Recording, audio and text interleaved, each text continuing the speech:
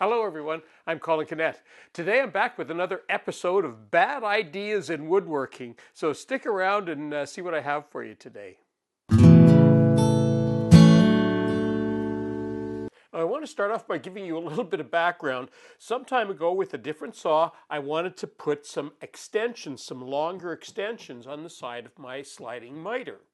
So what somebody suggested that I use are something called transfer balls on the ends to support the wood. And transfer balls, if you look at them closely, they're basically just a ball bearing in a housing, and they can go in any direction. So you can put wood on them and they move around like that. Now the reason they're called transfer balls is places like Amazon use these for pushing boxes. You've seen them on TV where they push boxes along and they go around corners. That's what they use underneath are all these little transfer balls because they roll in every direction.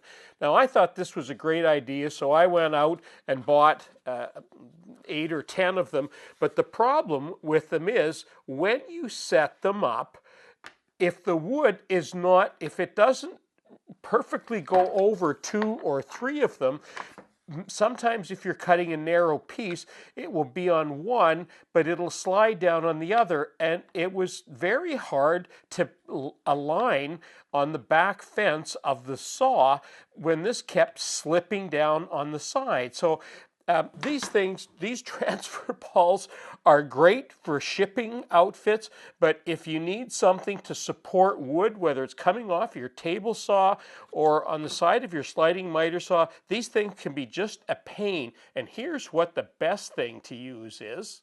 The best thing to use are these rollers. They're simple, they're inexpensive. You never have to worry about the wood jamming or getting caught in one side or the other. They'll hold wide pieces. You can overlap them. You can go over the edge if you've got really wide plywood or something. These transfer balls were just nothing but a problem for me. So if you get a chance to buy them and use them for an outfeed table, you're probably best to find something else. Not long ago, I was reading a woodworking blog somewhere, and somebody mentioned that every time they turned their dust collector on, after a few minutes, it would trip the circuit breaker in their electrical panel. And somebody else said, that's easy fix, just take the 15 amp circuit breaker out of there and replace it with a 20, and it won't trip your circuit. And that's true, but that's a really bad idea, and here's why. First of all, the circuit was designed for a 15 amp, the wiring was designed for a 15 amp switch, a 15 amp circuit breaker. And when you replace that with a 20, what happens is the wire can heat up before it trips the circuit. And that's what causes electrical fires, so you never ever want to do that. The other thing that you risk, most of these stationary motors that we have are designed for 15 amp circuits. And when you put a 20 amp switch in there, there's no way that that motor can trip this switch. So what happens if something goes awry, you can actually burn up the motor in your table saw, planer, jointer, that sort of thing. So never switch a circuit breaker unless you know exactly what you're doing. Now I've just rolled my bandsaw in for a second, and I'm not going to turn it on, but I want to talk about cutting logs on the bandsaw. Not long ago I made a log cutter for cutting logs on the bandsaw. And if you're going to cut logs, you really need to do that, and I'll tell you why. I found this out the hard way a few years ago. It was an innocent try, and for me, I was lucky. Nothing happened, but it could have. And what I was doing, I decided I was going to cut a log. I had a bigger log, more like this size. This one's cut in half, of course, but more like this side.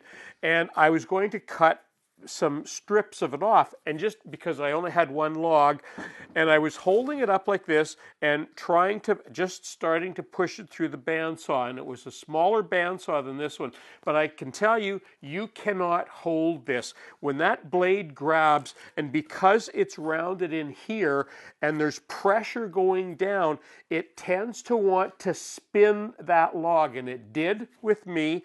And I was lucky. All it did was stall the bandsaw for a second. I was able to turn it off right away. But if you're unlucky, you could do a lot more damage. You could snap a blade, you could do damage to your wheels or to the supports. So if you're ever putting a log through a bandsaw, you need to make sure that you have excellent support, because you can't hold that by hand. There's just too much pressure even in a small bandsaw. Here's a bad idea I saw not long ago.